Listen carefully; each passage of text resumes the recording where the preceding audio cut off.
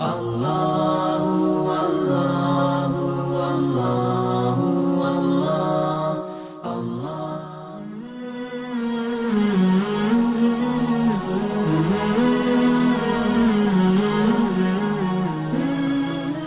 لوگوں پہ اللہ کی لعنت ہے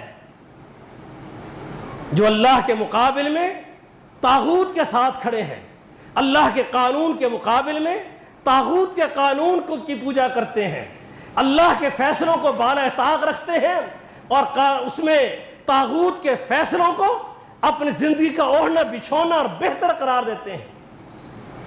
اولئک الذین لعنہم اللہ، اللہ کی لعنتیں ہیں ان پر۔ فرمایا وَمَن یلعن اللہ فلن تجد لہ نصیرا، اور جس پہ اللہ کی لعنت پڑ جائے اس کو اللہ کی مخلوق میں کوئی نہیں جو اس کا حامی اور مددگار ہو کر کبھی رب کے سامنے کھڑا ہو سکے، کوئی اس کا حمایتی نہیں ہوگا، کوئی اس کا مددگار نہیں ہوگا۔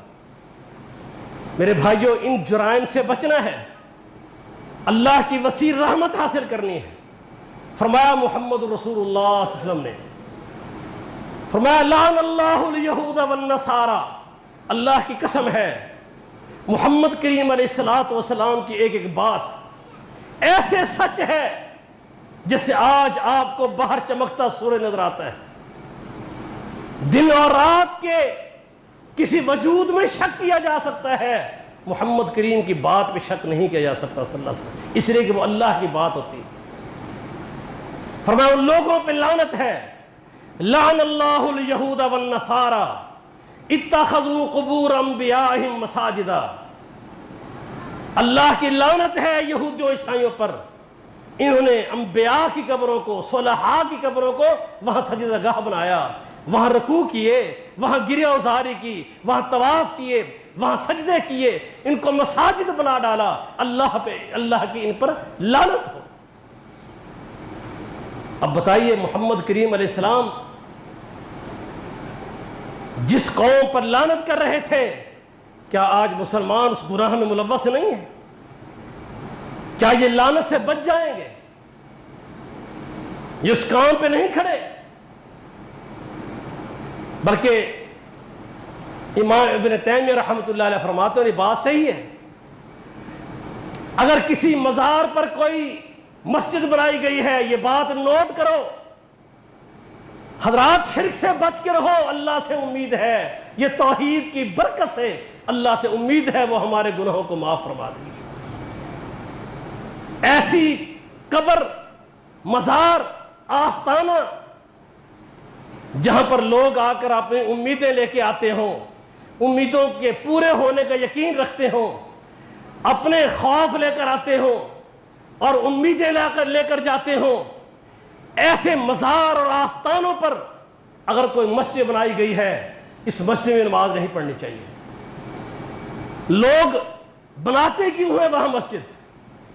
لوگ مسجد اس لیے بناتے ہیں کہ بیٹھے مسجد میں ہیں اور فنا فی شیخ، تخیل شیخ کا ہے، بابا جی کے پاس آئے ہیں، بابا جی کا لنگر مسجد میں کھا رہے ہیں۔ اللہ کے پیغمبر علیہ السلام کی حدیث اور شریعت کے مطابق جو کسی بت خانے پر، کسی مزار پر، کسی آستانے پر کوئی دیگیں چڑھائی جائیں، جانور ذبح کیے جائیں، ان کا کھانا حرام ہے، اس مسجد میں بیٹھ کے رب کی نافرمانی کی جا رہی ہے، وہی لنگر کے کھانے کھائے جا رہے ہیں، وہی بیٹھ کے اس بزرگ کی جس کی قبر پر، مزار پر وہ مسجد ہے، وہاں عبادت کا تقدس اس طرف ہوتا ہے۔ اہل توحید کو نہیں چاہیے کہ ایسی مسجد میں کبھی جائیں۔ نبی اسلام کی حدیث ہے، فرمایا اگر نماز پڑھتے ہوئے تمہیں احساس ہو جائے کہ آگے کہیں قبر ہے، سامنے نظر پڑ جائے، ہٹ جاؤ۔ ابو موسیٰ اشعری رضی اللہ تعالیٰ عنہ نماز پڑھنے لگے، خیال نہیں کیا، سیدنا عمر کی نظر پڑی، فرمایا ابو موسیٰ قبر ہے، قبر ہے، قبر ہے۔ اس لیے ایسی قبر، اس کی طرف رخ کر کے نماز پڑھنے کی اجازت نہیں کہ آپ قبر میں ایسی قبر رخ کر کے نماز پڑھیں، اس کی اسلام اجازت نہیں دیتا۔ فرمایا اللہ کی لعنت ہو ان پر جو لوگ قبروں پہ سجدے کرتے ہیں۔ ایک اور حدیث کے الفاظ بڑے سخت ہیں، جامع ترمذی میں ہے، سنن نسائی میں ہے، ابن ماجہ میں ہے۔ فرمایا رسول اللہ صلی اللہ علیہ وسلم نے، قبروں پر چراغاں کرنے والوں پر اللہ کی لعنت ہو۔ اللہ اکبر۔ میرے بھائیوں، کون سا جرم ہے جو آج یہ امت نہیں کر رہی؟ آپ نہیں جانتے یہ چراغاں کس عرس اور میلے پر نہیں ہو رہے، کن مزاروں پر نہیں ہو رہے؟ کون کہے؟ اگر کوئی کہے تو کہتے ہیں بس یہ فرقہ وارد پھیلاتا ہے، یہ فتنے پھیلاتا ہے۔ آخر محمد الرسول اللہ صلی اللہ علیہ وسلم کی یہ تعلیم بتائے گا کون؟ یہ اللہ کا دین کس نے پیش کرنا ہے؟ اللہ کے نبی اسلام فرماتے ہیں حالانکہ یہ چراغاں تو قبر کے اندر ہے جو اللہ کی طرف سے ہوگا۔ فرمایا دو منکر نکیر، جامع ترمذی کی حدیث ہے، جب قبر والے سے سوال و جواب کرتے ہیں، اگر اس کے جوابات ان فرشتوں کے سوالوں کے مطابق صحیح ہیں تو اسی قبر کو کھول دیا جاتا ہے اور پھر اس کی قبر میں نور اور روشنی بھر دی جاتی ہے۔ یہ اصل چراغاں ہیں۔ تمہیں کوئی اجازت نہیں چراغاں کرنے کی۔ فرمایا اللہ کی لعنت ہو عورتوں پر جو قبروں کی زیارت کو جاتی ہیں۔ یہاں پر بھی دو تین معنی ہیں۔ ایک حدیث میں زوارات کا لفظ آتا ہے جس کے معنی کثرت سے زیارت کرنے والی، جنونی عورتیں، شوق رکھنے والی کہ بابے کی دربار پہ حاضری دینی ہے، میں نے تو فلاں آستانے کی زیارت کو جانا ہے، میں نے فلاں زیارت کو جانا ہے۔ یہ اس قسم کی زیارات کو جانے والی عورتوں پر فرمایا اللہ کے رسول نے پہ اللہ کی لعنت ہے۔ اور دوسرا معنی لوگوں نے کیا کہ عام قبرستان میں بھی جو کثرت سے عورتیں جاتی ہیں، ایک تو بد عقیدہ عورتیں ہیں، اہل بدعت کی خواتین جنہیں احساس ہی نہیں کہ یہ گھر ان کے لیے خیر اور برکت کتنی ہے، اگر وہ مزاروں اور درباروں پر حاضریوں کی رسیاں عورتیں، ایک ان پہ اللہ کی لعنت ہے اور ایک ان عورتوں پہ اللہ کی لعنت ہے جو کثرت سے قبروں کے زیارت کو جاتی ہیں۔ اور بعض کبھی کبھار کسی عورت کا قبرستان جانا، اس کے لیے شریعت میں کچھ دلائل موجود ہیں کہ جواز موجود ہے، اس کے موقع نہیں ہے تفصیل کا، میں صرف وہ کام بتانا چاہتا ہوں جن کی وجہ سے اللہ کی لعنت آتی ہے۔ فرمایا رسول اللہ صلی اللہ علیہ وسلم نے اللہ کی لعنت ہو ان پر جو بدعتی کو پناہ دیتے ہیں، پروٹوکول دیتے ہیں۔ آپ سمجھتے ہیں یہ آدمی محمد کریم علیہ السلام کے دین میں عقیدے کی بدعات، اعمال کی بدعات ان کا داعی ہے۔ آپ دیکھیں آج کل میڈیا پہ بیٹھے لوگ بڑے شوق سے سنتے ہیں۔ یہ سب سے بڑی بدعت ہے اللہ کے قرآن میں، اللہ کے نبی کی شریعت میں، ہمارے تابعین ائمہ دین میں یہ مرض نہیں تھا کہ محمد کریم علیہ السلام کے صحابہ کو تنقید کا نشانہ بنایا جائے۔ اللہ فرماتے ہیں تمہارا کام کیا ہے؟ ربنا اغفر لنا ولاخواننا الذین سبقونا بالایمان۔ تم تو رب سے دعائیں کرو کہ یا اللہ وہ تیرے نبی کے ساتھی، وہ صحابہ جو ہم سے پہلے ایمان لائے تھے، اللہ ان کی خطاؤں کو معاف کر اور اللہ ان کے بارے میں ہمارے دل محبت اور پیار سے بھر دے اور بغض سے خالی کر دے۔ آج ہم بھی مزے لے کر بحثیں کر کے، حضرات نبی علیہ السلام کے صحابہ کا معاملہ حساس ہے، بس ان کی عظمتیں بیان کرو اور اس کے لیے اللہ سے مغفرتیں اور رضوان کی دعائیں کرو، رضی اللہ عنہ۔ ان کی ذات کو تنقید کا نہیں۔ نبی علیہ السلام نے تو عام مسلمان کے بارے میں فرمایا ہے کہ جب یہ فوت ہو جائے تو اس کی خوبیوں کا ذکر کیا کرو، اس کی کوتاہیوں پر چپ رہا کرو، اس لیے کہ یہ اپنے اعمال کے ساتھ اپنے اللہ کے پاس پہنچ چکے ہیں۔ تم یہاں پر کوئی ایسے قاضی اور جج نہیں بنے ہوئے کہ فوت شدہ لوگوں کے فیصلے کرو، وہ فیصلے میں رب نے کرنے۔ فرمایا اللہ کی لعنت اس پر جو اس قسم کے بد عقیدہ بندے کو پروٹوکول دیتا ہے، اس کے لیے راہیں ہموار کرتا ہے۔ مجھے اپنے ان بزرگوں سے بھی، اپنے علماء سے، اپنے دوستوں سے جو کسی مصلحت کا شکار ہو کر یا نیک نیتی سے بھی اہل توحید کے سٹیجوں پر جب اہل بدعت کے ذمہ دار ائمہ کو کھڑا کرتے ہیں، یہ اللہ کے ہاں اس حدیث کا مصداق نہ بن جائے۔ نتیجہ کیا نکلتا ہے کہ ذہنوں سے بدعت کی اور بدعتی کی جو نفرتیں ہیں وہ ختم ہونا شروع ہو جاتی ہیں۔ تعریفیں ہوگی، کیا بات ہے، فلاں نقوی صاحب نے خطاب کیا، کیا پیارا خطاب کیا ہے، فلاں جعفری صاحب نے، فلاں رضوی صاحب نے بہت پیارا خطاب کر دیا۔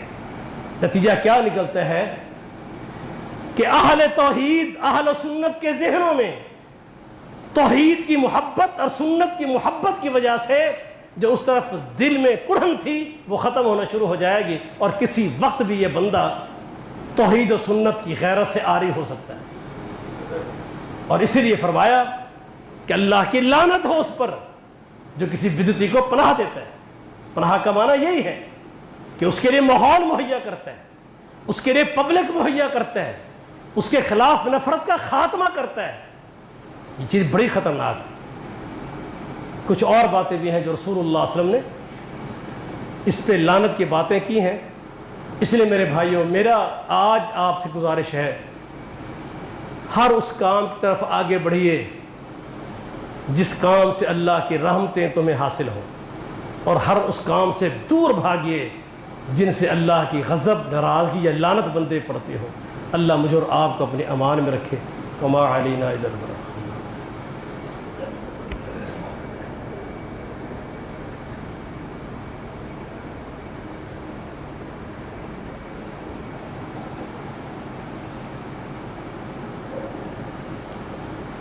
الحمد لله نحمده ونستعينه ونستغفره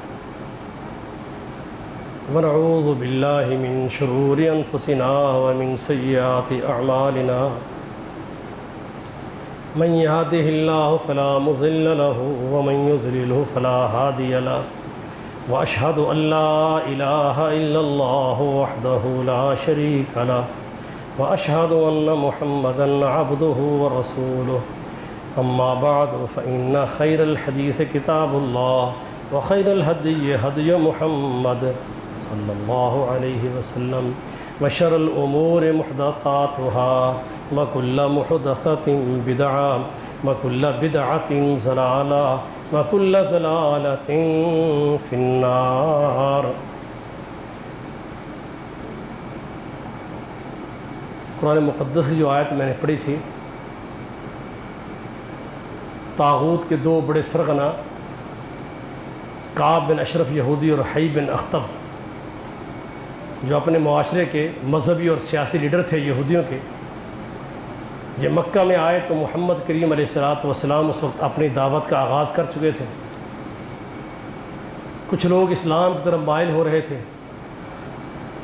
مکے کے اندر ایک اسلام کی تعلیم کی وجہ سے مشرکین مکہ میں ایک بھونچال آ چکا تھا، تو ان کو بڑا پروٹوکول دیکھ کر مکہ کے مشرک آگے بڑھے۔ سرداران قریش آئے اور کہنے لگے، تم بڑے جہاں دیدہ اور مذہبی رہنما بھی ہو اور سیاسی رہنما بھی ہو، تمہارا ایک مقام ہے، اب اچھا تم ہی بتا دو کہ ہم جو بیت اللہ کی تولیت ہمارے پاس ہے، حاجیوں کی ہم خدمتیں کرتے ہیں، ہمارا دین اچھا ہے مشرکین مکہ کا جو لات اور منات اور عزا کی پوجا کر رہے تھے، اور محمد رسول اللہ صلی اللہ علیہ وسلم کہتے ہیں یہ لات، یہ منات، یہ عزا، یہ حبل، یہ کچھ نہیں کر سکتے، تمہارے ہاتھوں کے بنائی ہوئی مورتیاں ہیں، نفع و نقصان کے مالک نہیں ہیں، وہ ہمارے آباء و اجداد کے دین کو غلط کہتے ہیں، ہمارے گھروں میں انتشار ڈال دیے ہے، بھائی کو بھائی سے مخالف کر دیے ہے، آپ ہی بتائیں ہمارا دین صحیح ہے یا محمد رسول اللہ صلی اللہ علیہ وسلم اور ان کے ساتھ جو چند لوگ ایمان لائے ان کا دین صحیح ہے؟